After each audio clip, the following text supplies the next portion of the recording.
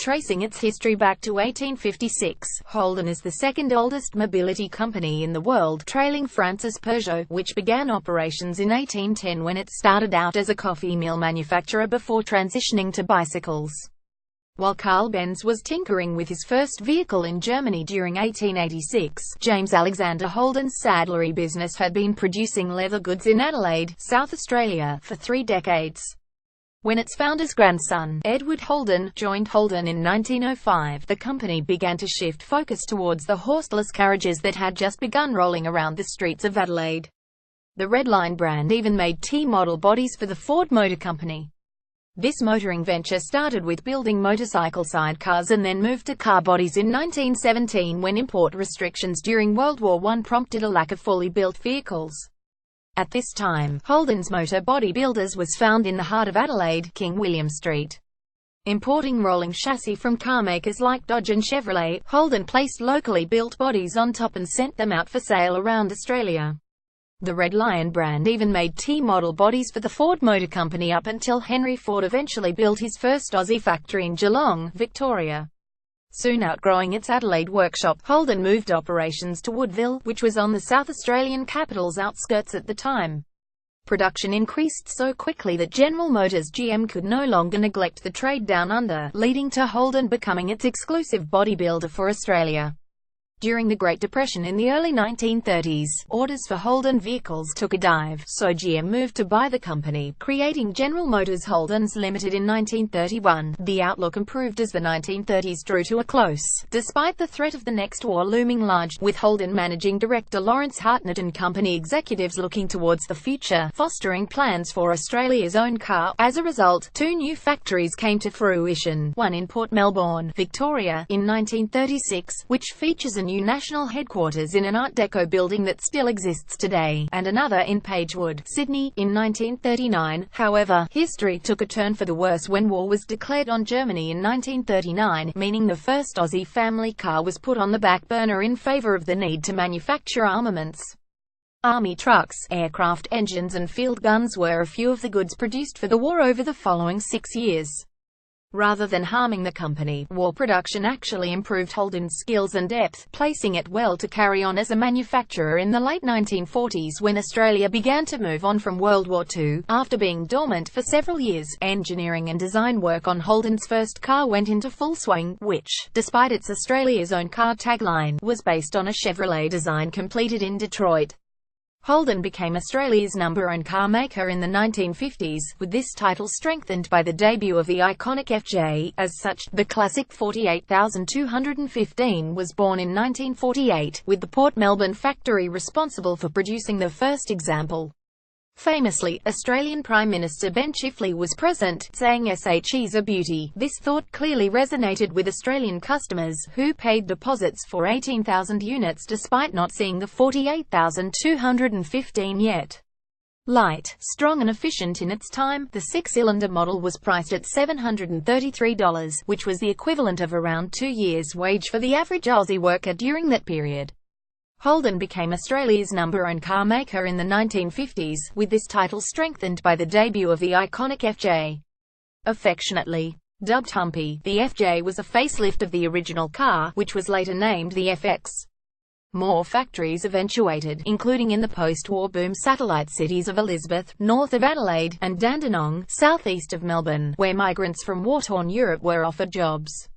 The 1960s at Holden were characterized by the FB sedan, which was its most Australian effort yet, despite drawing inspiration from 1950s Chevrolet designs. In this decade, the manufacturer started exporting to other right-hand drive markets around the world, with Holden's workforce totaling 23,914 people in 1964, which became a mark it would never eclipse. One justification for the employee boom during that year was the emergence of the A, which is regarded by many Holden aficionados as the brand's trademark model. Local dealerships would mask their showroom windows with paper to prepare for the simultaneous reveal of new models.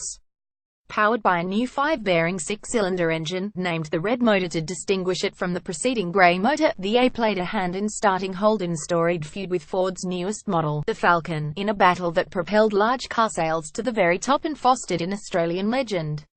Every new Holden model released during the 1960s and 1970s commanded the country's attention. Local dealerships would mask their showroom windows with paper to prepare for the simultaneous reveal of new models. Eager crowds, sometimes numbering in the hundreds, would flood footpaths outside in anticipation. The 1968 debut of the first V8 Monaro two-door coupe, which was based on the Kingswood, was a key example of this excitement, leaving awed witnesses gasping for breath. However, the 1978 arrival of the smaller, lighter European-based Commodore, which came as a reaction to the 1970s fuel crisis, was not met with the same warm welcome. As a result, the Ford Falcon held the sales advantage for the first time since Holden began manufacturing cars locally. Things were even worse in the mid-1980s, with Holden effectively going bankrupt, forcing parent company GM to bail it out for a $700 million sum, which was an astronomical amount at the time. Over the following 6-year period, Holden wrestled to regain its market position, but eventually did so in the late 1980s with the wide-body VN Commodore, which was viewed as a more appropriate Aussie large carriage. However, new rival Toyota soon took over the best-selling title for the first time in 1991. Prior to this, Holden was forced into an unexpected union with Toyota due to influence from the Australian government, which pressured the local car manufacturing industry to integrate in order to increase efficiency. The United Australian Automotive Industries Agreement led to Camaros and Corollas being sold as Holden Apollos and Novas, while Commodores were rebadged as Toyota Lexans. After a few years collaborating, the two companies were quite happy to end the arrangement. Throughout the 1980s and 1990s, a four-cylinder engine factory made and exported millions of GM Family 2 units to operations around the world, making it the most accomplished asset in the Holden business. For years, it was Australia's biggest exporter of manufactured goods. The four-cylinder plant was superseded in 2003 by an all-new $300 million V6 factory in Port Melbourne. This operation was conceived to build engines for third-party customers like Saab and Alfa Romeo, as well as for GM in export markets. Additionally, the modern, high-tech 3.6-litre V6 unit was also set for Holden's new V8 Commodore, known as the billion-dollar baby, which was the most advanced model ever designed and engineered in Australia when it launched in 2006, thanks to complex features like a multi-link rear suspension. The V8 Commodore's locally engineered Zeta platform was also employed by the fifth-generation Chevrolet Camaro, which was made in Canada. Holden later launched the VF Commodore, unaware that it would become the last locally built model from the carmaker.